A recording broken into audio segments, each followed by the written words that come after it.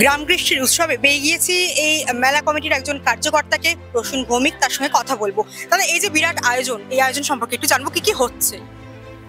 কি হচ্ছে মানে তো ঘুরে দেখতে পাবেন, সবকিছুই আছে। নানান ধরনের গয়নাগাটি রয়েছে, প্রসাধনের, জৈব প্রসাধনের জিনিস রয়েছে, জৈব খাবার রয়েছে, জৈব ফসল রয়েছে, জৈব মশলাপাতি রয়েছে, পাশাপাশি মাটির তৈরি জিনিস, পোড়া মাটির তৈরি জিনিস, কাঠের তৈরি জিনিস, তারপরে মধু পাবেন এখানে, নানান ফুলের মধু, তার নানান রকমের উপকারিতা।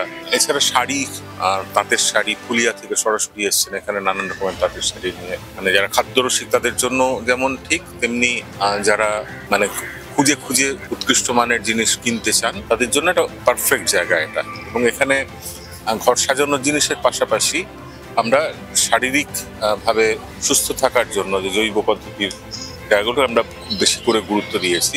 আমরা সুফল বাংলা এখানে রয়েছে, তারা সুলভে সঠিক পদ্ধতিতে তৈরি করা, চাষ করা যে সমস্ত জিনিসপত্র, মশলাপাতি, সেগুলো নিয়ে তারা আছেন। বাজার দামের প্রায় অর্ধেকের হয়তো একটু বেশি তাদের দাম।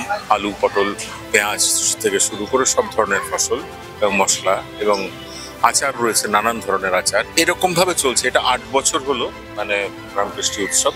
রামকৃষ্ণ উৎসব এর আগে আমরা করেছিলাম যে বঙ্গবাসী কলেজে করেছিলাম 3 দিনের জন্য, তারপরে উত্তরবঙ্গে 3-4 বার হয়েছে।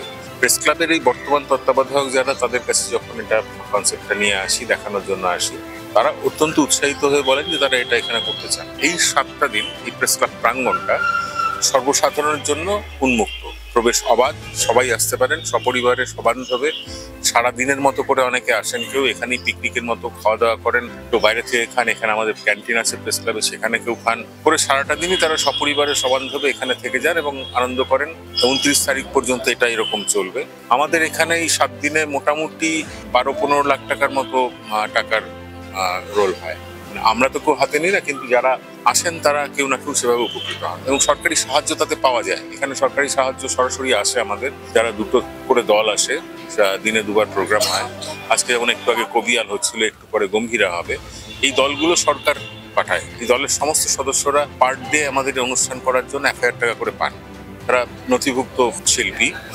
এই জায়গা থেকে সরকার সাহায্য করেন। যারা নতুন করতে চাইবেন তাদেরকেও সরকার, লোকাল কাউন্সিলর হোক, পঞ্চায়েত সদস্য হোক, তাদেরকে দিয়ে সেটা করলে তারাও সাহায্য পাবেন। এই কালচারটা ছড়িয়ে পড়ুক।